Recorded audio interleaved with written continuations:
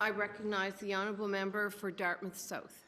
Thank you, Madam Speaker. I am pleased to rise and speak to this bill.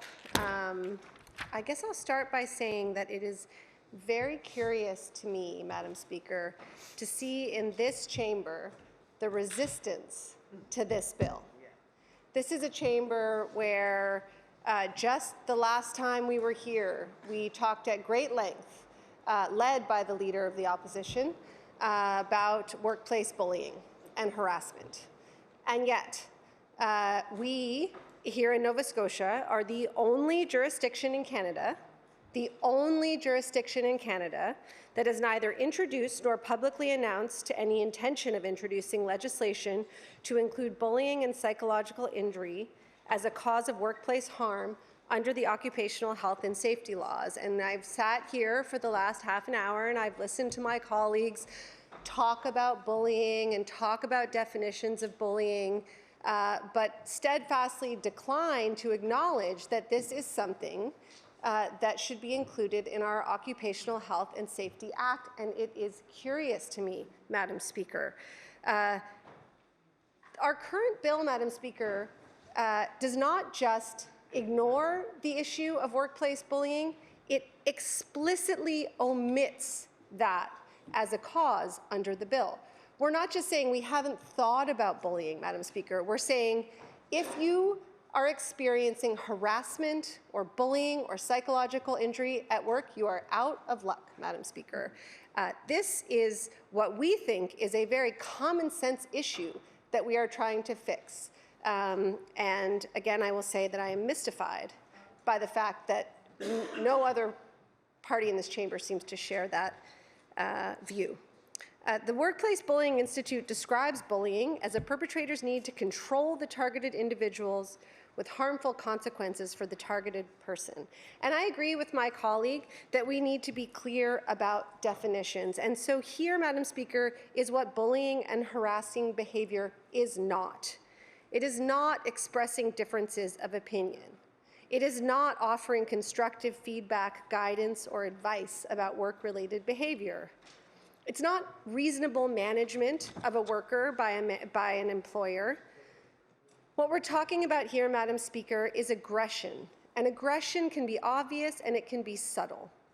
And there is no checklist, but I suspect if I were permitted to ask for a show of hands of people in this chamber who have experienced some kind of aggression focused on them at work that has made their workplace difficult or intolerable, I would see many hands, Madam Speaker, because it exists in workplaces across the province and we know this. So some examples of what we are discussing as bullying, for clarity of definitions, would be spreading malicious rumors, gossip, or innuendo, excluding or isolating someone socially. And this is over a prolonged period of time such that their workplace becomes intolerable. Intimidation, deliberate undermining, physically abusing or threatening abuse, removing areas of responsibility without cause, changing work guidelines, withholding information, giving the wrong information such that someone is unable to complete their job, making jokes that are obviously offensive and that put a person at risk of psychological harm, pestering, spying, stalking, yelling, using profanity, constant criticism. It's what we all do every day, Madam Speaker, in this House, but we have rules. We have rules that govern it. And when we fall afoul of those rules, Madam Speaker, in this House, we have a system that we can avail ourselves of, imperfect as it is, where we can try and resolve disputes. That system in the larger workforce, Madam Speaker, is the Occupational Health and Safety Act, and yet workplace bullying and harassment is explicitly excluded from that act, Madam Speaker. Psychological harassment in the workplace is an occupational health and safety hazard. People experiencing workplace bullying often deal with serious consequences for both their mental and physical health. They have an increased sense of vulnerability. They often have an inability to sleep. panic or anxiety. In some severe cases, post-traumatic stress. It leads to family discord. It certainly leads to low morale and productivity.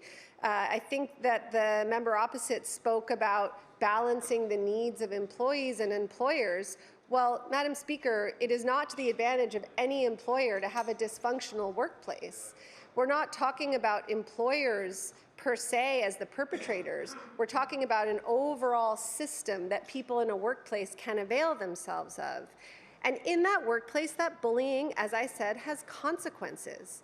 Psychological harassment at work can and does undermine the health of an entire organization. Some examples, and interesting, if you look at the large surveys of workplaces, we've seen them in our own public service, we've seen them in municipal public service, and where those places get a failing grade are in things like increased absenteeism, increased turnover, increased stress, increased use of employee assistance programs.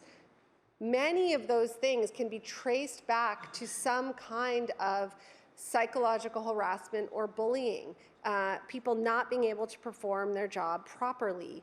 It can lead to decreased productivity and motivation, decreased morale.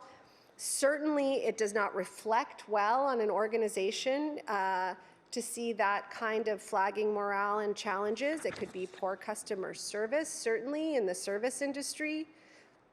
And Madam Speaker, we know that workplace bullying is happening at an alarming rate. I think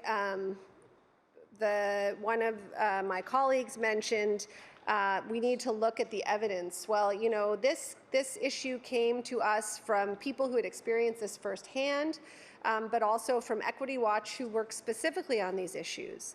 The Canadian Safety Council of Canada reports that in the workplace, 1 in 6 people have been bullied, and 1 in 5 has witnessed a coworker being bullied. A 2018 study from Statistics Canada found that almost 1 in 5 women had been harassed at work at some point during the year, while 1 in 8 men reported similar experiences.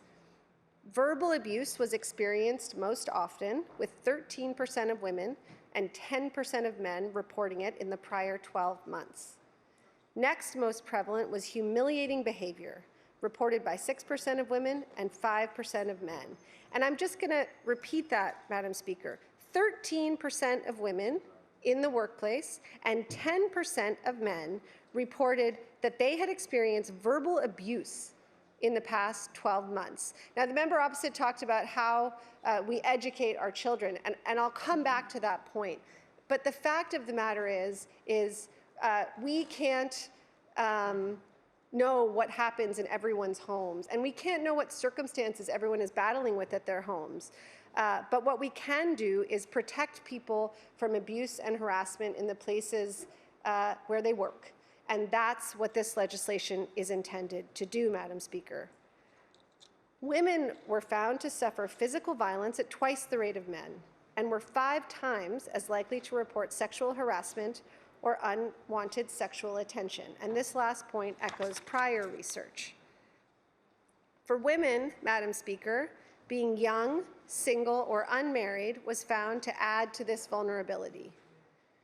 Researchers suggest that these characteristics may be proxies for less seniority at work and poor job quality, factors that may increase the likelihood of experiencing sexual harassment in the workplace, to the extent that they imply low organizational power. And again, Madam Speaker, if I were permitted to canvass the women in this chamber about the experiences that they had, certainly starting out in their career, I don't think I'd be going so far as to say that at least some of us would agree that we experienced many of these things. And, we, as ambitious, probably most of us, professionally oriented women, we powered through, Madam Speaker. But is that what we expect young women in the workforce to do? We know that in many professions, young women are overrepresented at the bottom and they are underrepresented at the top.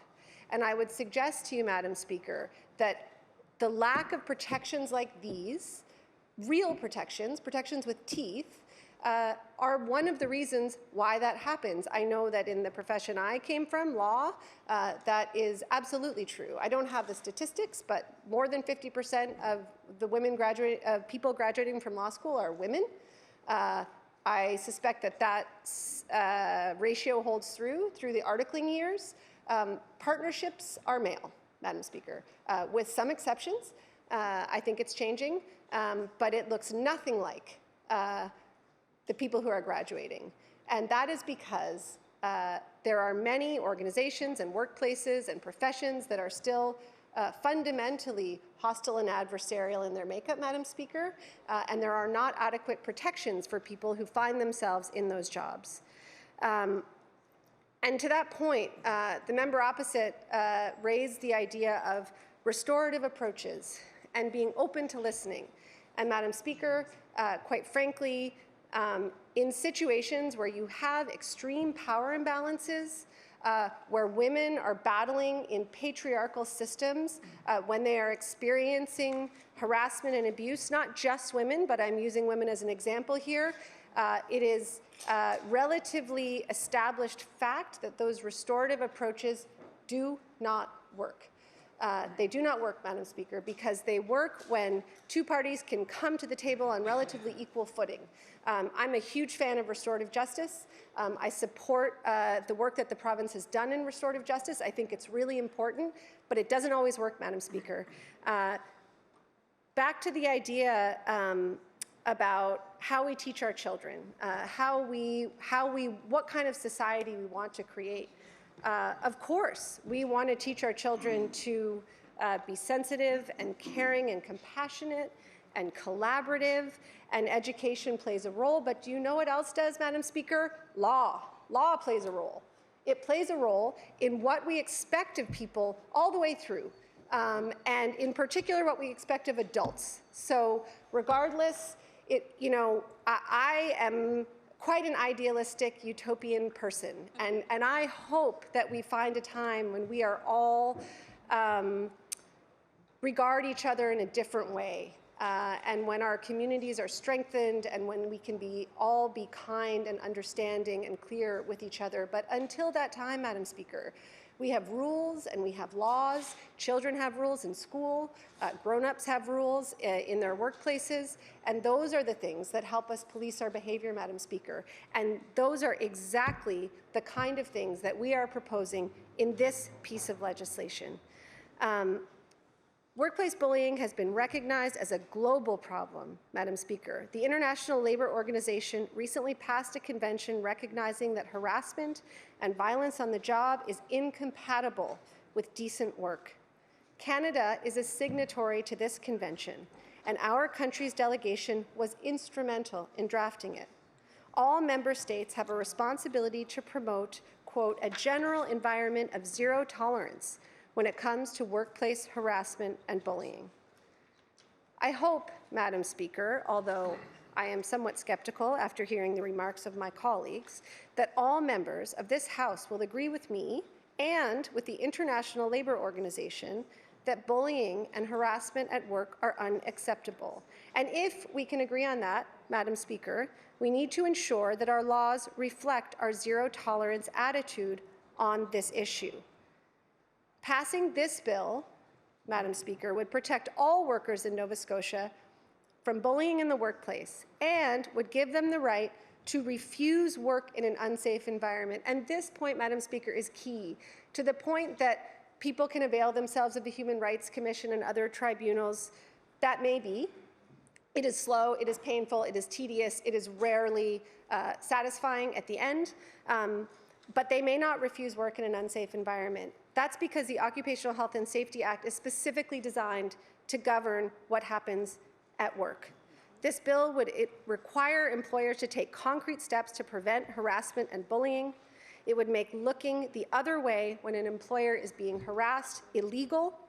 This is the standard in every other jurisdiction in Canada, Madam Speaker, and it's high time we adopted it here. Thank you.